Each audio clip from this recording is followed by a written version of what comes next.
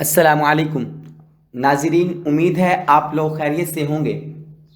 ناظرین، جمعۃ المبارک کے دن ایک ایسی گھڑی ہوتی ہے جو قبولیت کی گھڑی ہوتی ہے، اور اس گھڑی میں دعا ضرور قبول ہوتی ہے۔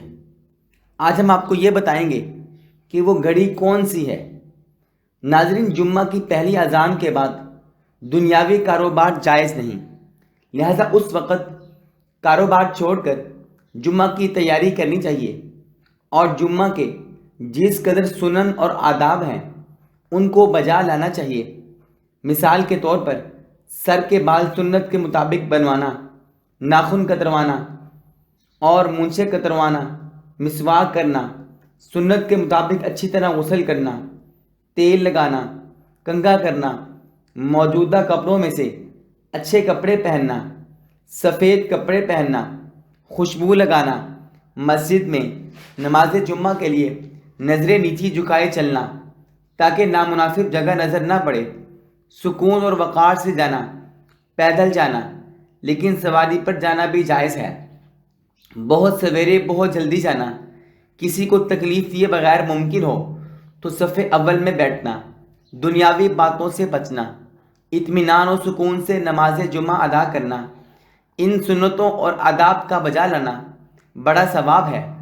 ناظرین، جمعے کے دن ایک ایسی گھڑی آتی ہے جس میں دعا قبول ہوتی ہے، اس وقت دعا میں مشغول ہونا چاہیے۔ وہ گھڑی کس وقت ہوتی ہے، اس کے بارے میں دو قول ہیں اور وہ زیادہ اہم ہیں۔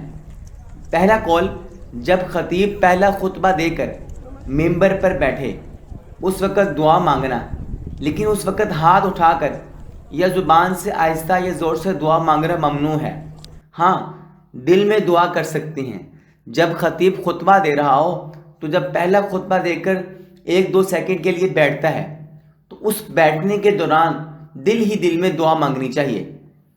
دوسری، سورج غروب ہونے سے ذرا پہلے دعا کرنا، یعنی جمعے کا دن سورج غروب ہونے سے تقریباً 5 منٹ پہلے دعا کی قبولیت کا خاص وقت ہوتا ہے۔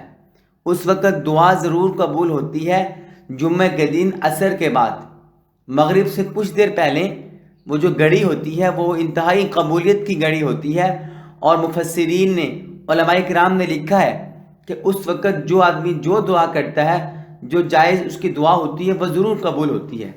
ناظرین، اللہ سبحانہ و تعالی آپ کو مکہ معظمہ لے جائے، بیت اللہ کے چاروں طرف لوگ ایسے دیوانہ وار جمعۃ المبارک کی نماز کے لیے آتے ہیں، وہ نظارہ دیکھنے کے قابل ہے۔